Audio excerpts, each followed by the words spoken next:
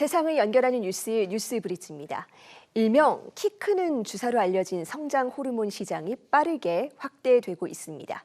아이가 조금이라도 컸으면 하는 바람 때문이겠지만 이 무리한 사용으로 부작용을 겪는 사례도 최근 5년 동안 5배나 증가했다고 하는데요. 이 성장 호르몬의 올바른 사용법과 아이들 키를 제대로 키우는 방법, 신촌 세브란스 병원 소아내분비과 김서정 교수에게 자세히 들어보겠습니다. 자, 교수님 어서 오세요. 안녕하세요. 예, 요즘 정말 관심도 높고 주변에서 많이 찾기도 하더라고요. 이 성장 호르몬 주사 어떤 경우에 처방이 되는 겁니까?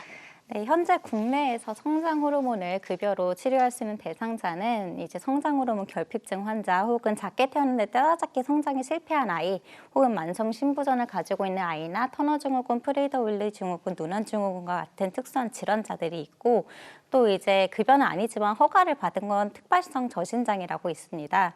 하지만 또 해외에서는 다양한 골 형성 장애 질환이나 소모성 질환, 흡수 장애 질환에서도 많이 사용이 되고 있는 상태입니다. 네, 그렇다면 보통 이 성장 장애의 원인은 뭐라고 봅니까? 네, 되게 흔히 말하는 성장 장애라고 한다면 이게 연령이나 성별에 비해서 신장이 현저히 작거나 혹은 성장 속도가 현저히 낮아지는 것을 이야기합니다. 원인은 이제 유전적 원인부터 질환이나 환경적 요인까지 다양합니다. 해석하기에 따라서 좀 달라질 수는 있겠지만 대개 모든 저신장을 꼭 병으로 보지는 않고 기질적 원인이 없는 가족성 저신장이라든지 성장 급증과 사춘기 시작이 같이 늦어지는 체질성 성장 지연과 같이 정상 변이 저신장이 있을 수도 있고 병적인 저신장애로는 골 형성 이상이나 성장 호르몬의 생성 및 작용 이상으로 인한 성장 장애는 물론이고 또 흔하지 않지만 갑상선 기능 저하증이나 쿠싱 증후군 그리고 성선 기능 저하증과 같은 내분비적 질환도 포함이 되어 있습니다.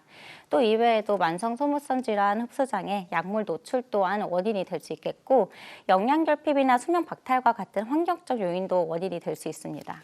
네, 유전부터 질환, 환경까지 원인이 굉장히 다양하네요. 그렇다면 이런 성장 장애라고 했을 때 이 주사를 맞으면 어느 정도 효과를 기대할 수 있는 건가요? 네. 이 또한 원인에 따라서 효과가 조금씩 달라질 것입니다. 네. 일부 특수한 질환에서는 아무리 주사를 맞는다 하더라도 충분한 성장의 개선을 기대할 수 없는 경우도 있습니다. 따라서 국내에서 가장 일반적으로 사용하는 요인인 성장호르몬 결핍증, 따라잡기 성장에 실패한 부당 경량화, 특발성 저신장에 있어서 말씀을 드리도록 하겠습니다. 가장 큰 규모의 해외 연구에 따르면 만 8에서 9세부터 평균 4에서 5년 동안 치료를 받았을 때 치료 시작 시기의 키순위와 최종 성인 키와 가까워질 때 키순위를 비교를 해보았는데 성장 호르몬 결핍증의 경우에는 0.14%에서 시작해서 12%의 성장 분위로 상승했고 부당 경량화는 0.07%에서 3.0%로 그리고 특발성 저신장 환자는 0.11%에서 4.95%로 키순위가 올라갔습니다. 하지만 해당 데이터는 거의 이제 서양인들을 대상으로 한 것이라 차이가 좀 있을 수 있겠고요. 성장 호르몬의 시작 시기나 지속 기간, 그리고 어떤 질환이 있었는지 그리고 개인 간의 특성에 따른 차이가 있다는 점을 반드시 아셔야 됩니다. 네, 개인 간의 차이는 있을 수 있다라는 점 기억을 하셔야 될 것 같고요. 그런데 이게 최근에 논란이 되는 문제 중에 하나가 이 성장 장애까지는 아닌데도 키가 조금이라도 더 커보려고 주사를 찾는 사례들이 늘고 있다는 겁니다. 혹시 필요하지 않은데 이렇게 지나치게 오남용하면 어떤 문제가 생길 수 있을까요? 네. 성장 장애가 아님에도 더 큰 키를 위해서 이제 미용 목적으로 사용하시는 분들이 계시는데요. 네. 사실 거기에 대해서는 저희도 상당히 궁금한데 이런 부분에 있어서 얼마나 효과가 좋고 부작용이 어떤지에 대해서 의학 연구를 시행하기가 굉장히 어렵습니다. 사실 연구가 시행되기 위해서는 의학적으로 필요해야 되고 그리고 손실이 이득에 비해서 크면 안 되는데 애초에 미용 목적으로 만들어진 주사가 아니다 보니까 연구가 성립이 될 수가 없는 한계점이 있습니다. 따라서 이제 성장 장애 치료 목적으로 이제 사용하는 경우에 발생하는 부작용에 대해서 말씀을 드리도록 하겠습니다. 또 마찬가지 앞서 말씀드린 대규모 연구에 따르면 치료 연관 부작용은 전체 대상자의 3.1%에서 확인이 됐었고 그중에 약물을 중단해야 될 정도의 부작용은 0.6%로 확인됐습니다. 대표적인 이제 부작용들은 다른 일반적인 약물처럼 알레르기 반응, 간수치 상승, 구역 구토 등부터 시작을 해서 좀 특이하게는 혈당 상승이나 갑상선 기능 저하증, 골격계 질환으로 척추측만증이 좀 더 진행된다든지 두통이나 두개내압 상승, 그리고 성장에 수반된 관절통 등이 발생할 수 있습니다. 하지만 이 중에 몇몇 부작용에 있어서는 주사와의 인과관계에 대해서는 아직도 논란이 좀 많습니다. 네. 자, 부모님들이 결국 가장 궁금한 건 이 질문일 것 같습니다. 어떻게 키를 키울 것인가? 일반적으로 이 키가 한 7, 80% 정도는 유전으로 결정이 되고 나머지는 또 환경적 요인에 의해서도 영향을 받는 것으로 대체로 알려져 있습니다. 그렇다면 이 환경적 요인에는 어떤 것들이 있겠습니까? 네, 환경적 요인은 보호자의 영향이 큰 유아기에 더 큰 영향력을 나타내도록 되어 있는데 대표적인 이제 성장 저하 요인으로는 당연히 영양 섭취 부족, 특히 단백질의 부족이 있습니다. 또한 소화기에 좀 위생 상태가 안 좋거나 해서 자중 감염에 노출되는 것 같은 신체적인 스트레스, 또 이외에도 심리적인 스트레스로 인한 성장 저하도 이제 요인으로 주목받고 있는데요.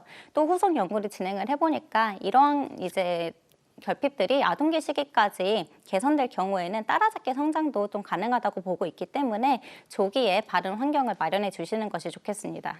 네, 따라잡기도 가능하다고 하니까 뭐 최대한 일찍 좋은 환경 만들어주는 게 좋겠고요. 그렇다면 실제로 의학적으로 검증된 어떤 키 크는 습관 있는 겁니까? 네, 앞서 말씀드린 것과 같이 가장 중요한 것은 우선 단백질이 부족하지 않은 영양 상태를 유지하는 것입니다. 또 다양한 무기질과 비타민도 부족하지 않게 균형 잡힌 식단을 유지해야 됩니다.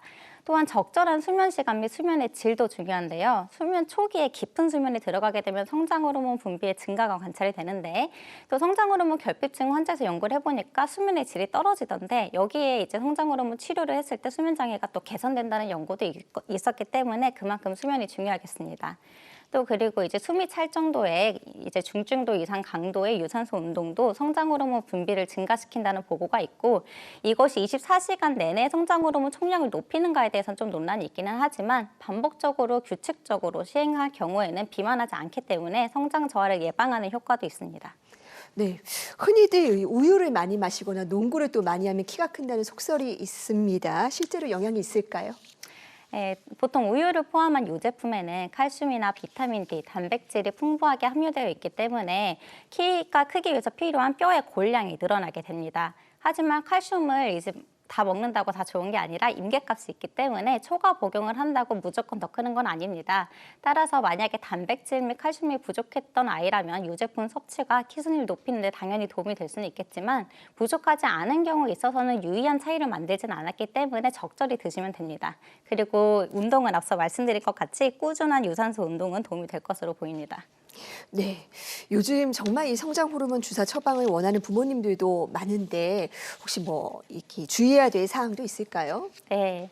그래서 요새 이제 키를 더 키우기 위해서 많은 분들이 처방을 원하시기는 하는데 아이가 저신장 및 성장 장애를 겪고 있다고 하더라도 무작정으로 주사를 사용하기보다는 반드시 소아내분비과 전문의와의 상담을 통해서 성장 저하의 원인을 먼저 파악하고 원인을 교정하는 데 있어서 성장 호르몬이 도움이 될 수 있는가를 먼저 판단을 해야 됩니다.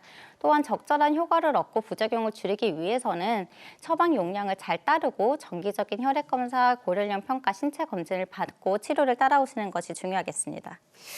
사실은 저도 항상 아이 키 때문에 고민이라 이 비슷한 부모님들 심정이 이해가 되기는 하지만 그래도 제일 중요한 건 건강일 거라는 생각이 듭니다. 꼭 필요한 경우가 아니면 약물에 먼저 의존하기보다는 근본적인 생활 습관부터 잡아줄 필요가 있겠다는 생각이 드네요. 교수님 오늘 말씀 잘 들었습니다. 감사합니다.